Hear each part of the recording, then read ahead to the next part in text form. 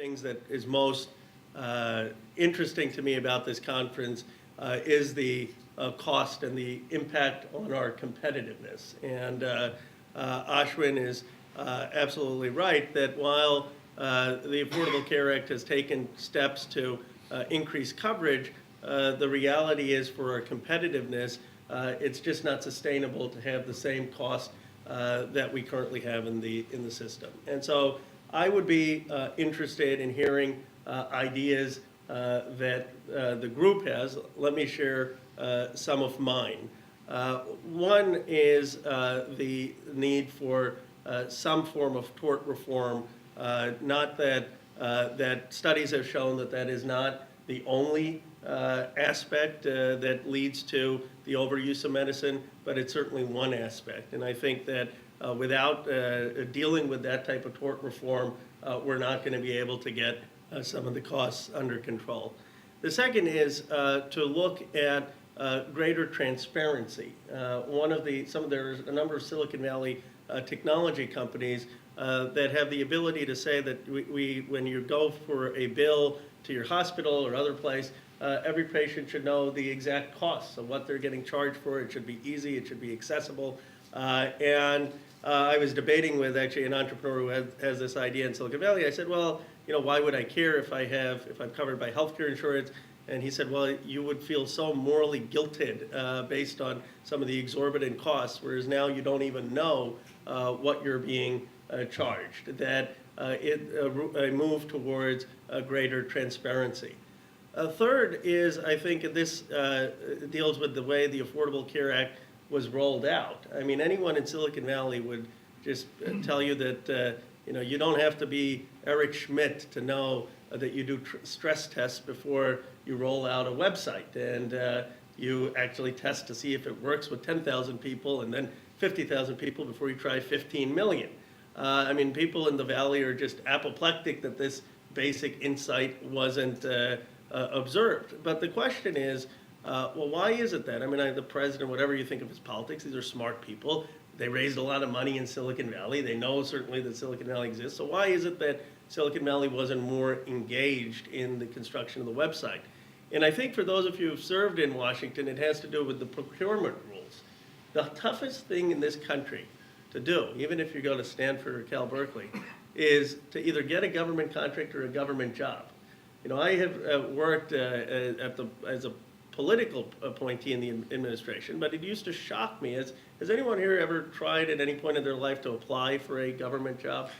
I mean, probably reminds me of Ronald Reagan. He said, I know the best people are not in government, because if they were, the private sector would hire them away or something. But the reality is, if you actually try to apply for a government job, it is one of the most complex things you could possibly do.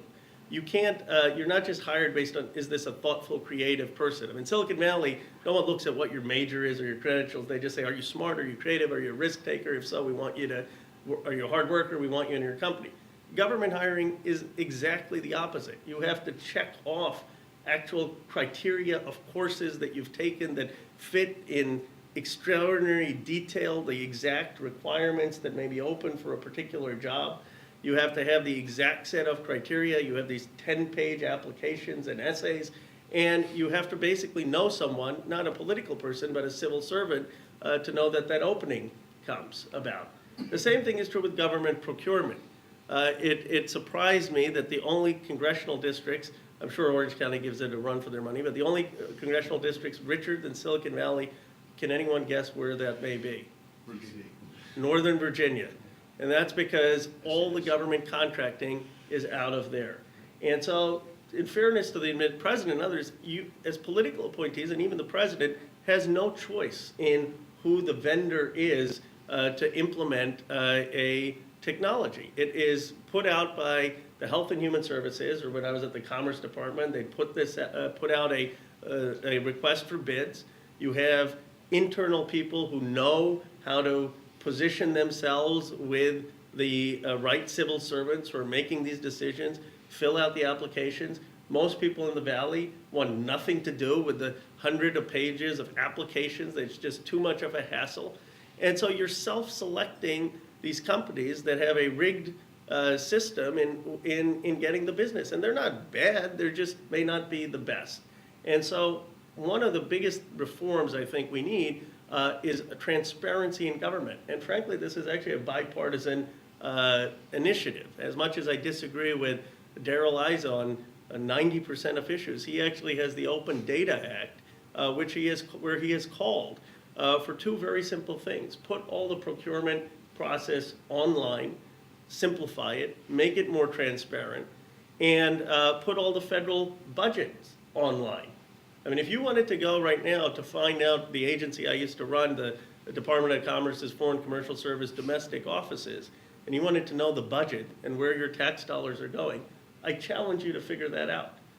You would have to have FOIA requests probably to get anywhere close to that information.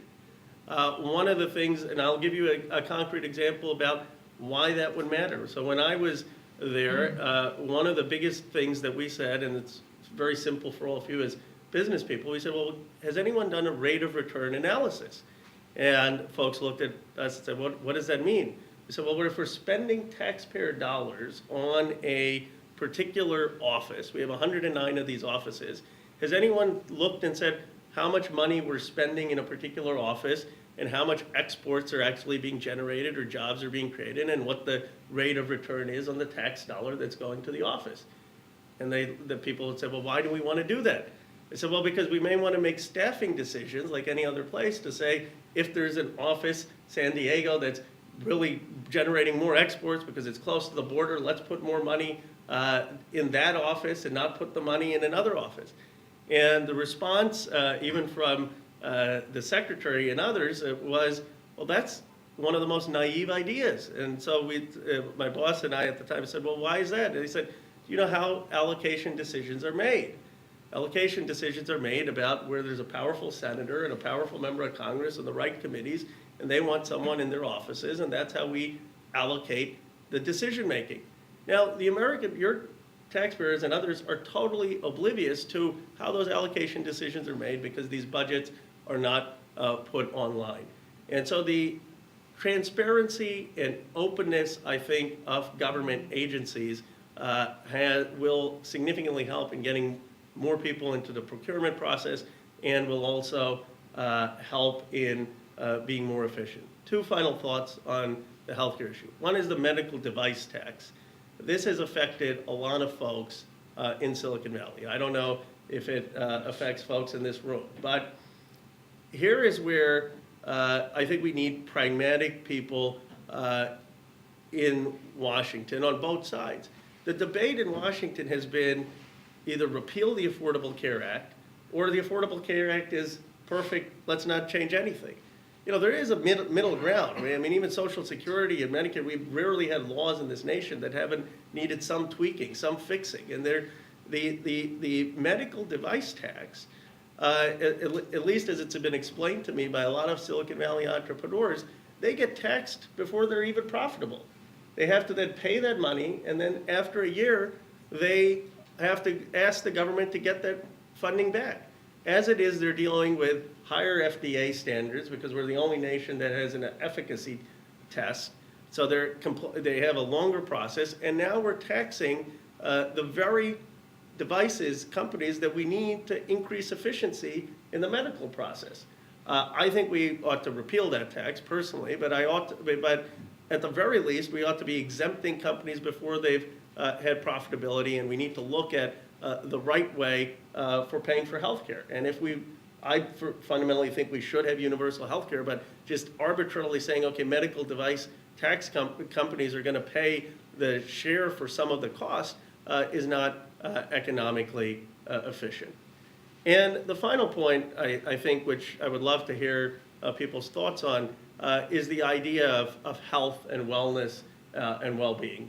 One of the reasons I think, as Ashwin pointed out, that we've had the extraordinary costs and yet not the life expectancy, two reasons. One statistic you didn't point out is that most of the cost is in the last 10 years of life, and the acute amount of that cost is the last 1 year of life. So the question then becomes, one, as a society, how do we deal with that? And candidly, when Peter Orszag tried to even raise the question, we had people out people were outside the White House. I still remember saying death panels, and this is they want to put grandma and don't want to do the fourth hip replacement. So the conversation wasn't even allowed to begin.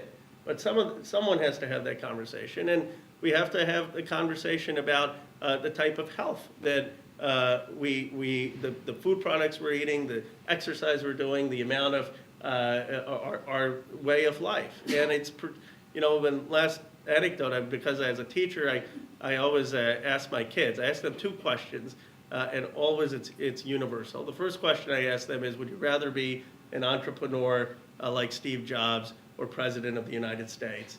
It's always 90% Steve Jobs, and it's showing sort of which would have been a very different thing, I think, than when I was going to school. And the second thing I ask them is how many folks, what do they often do in their free time?